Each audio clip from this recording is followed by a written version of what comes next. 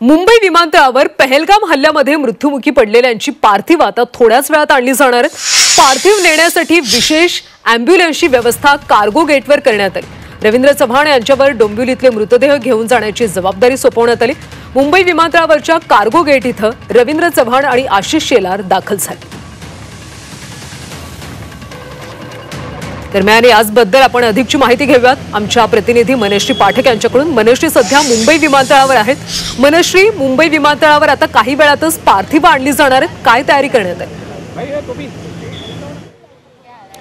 नक्कीच आपण बघतोय की मुंबई विमानतळाच्या कार्गो गेटवर सध्या भाजपचे अनेक मंत्री दाखल झालेले आहेत। इतकंच नाही तर थेट दृश्यांकडे आपण जाऊयात। हे कार्गो गेट आहे जे मुंबई विमानतळाचं डोमेस्टिक कार्गो गेट आहे। म्हणजे एखादी घटना घडली असेल तर या ठिकाणी इमर्जन्सीमध्ये ॲम्ब्युलन्सेस लावल्या जातात किंवा इतर जी काही अवजड वाहतूक असेल ती देखील याच कार्गो गेटवरनं केली जाते। आता सध्या इथे सुद्धा कडेकोट बंदोबस्त लावण्यात आलेला आहे। गुलाबराव पाटील असतील, आशिष शेलार, त्यासोबतच मंगलप्रभात लोढा आणि रवींद्र चव्हाण हे या ठिकाणी दाखल झालेले आहेत।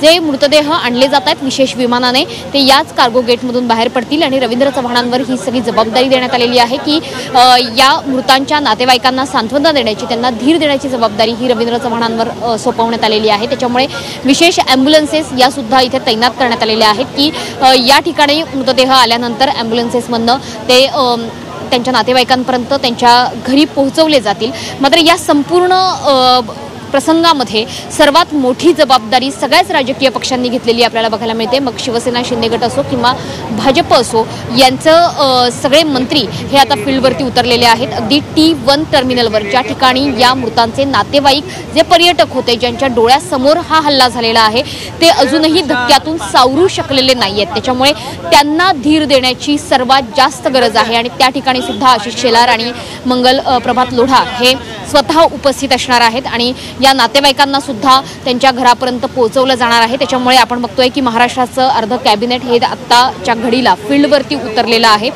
सगळ्यात महत्त्वाचं आहे ते म्हणजे हा हल्ला झाल्यानंतर ज्यांना हा प्रचंड मोठा मानसिक धक्का बसलेला आहे, कारण आपले आप्तेष्ट हे त्यांनी डोळ्यांसमोर त्यांचे प्राण जाताना बघितलेले आहेत। त्याच्यामुळे या मृतांच्या नातेवाईकांना धीर देणं, त्यांचं मानसिक स्वास्थ्य हे टिकवून ठेवणं हे अतिशय गरजेचं आहे। त्याच्यामुळे त्या सर्वच कुटुंबियांची समजूत काढणं, त्यांना सांत्वना देण्याची सगळ्यात मोठी जबाबदारी आहे आणि संवेदनशीलतेने हा मुद्दा हाताळण्याची गरज आहे। त्याच्यामुळे सध्या मुंबई विमानतळाच्या बाहेर सुद्धा आपण बघतोय की कडेकोट पोलीस बंदोबस्त आहेच, यासोबतच मृतांच्या नातेवाईकांना घेऊन जाण्यासाठी सुद्धा एक विशेष व्यवस्था आहे।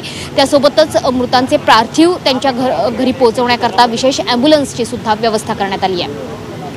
नक्कीच मनश्री, अनेक मंत्री आणि नेते आता फील्डवर उतरल्याचं पाहायला मिळते, त्यामुळे पार्थिव संबंधित कुटुंबियांच्या घरी व्यवस्थित पोहोचावं हीच आपण अपेक्षा करूयात। धन्यवाद माहितीसाठी।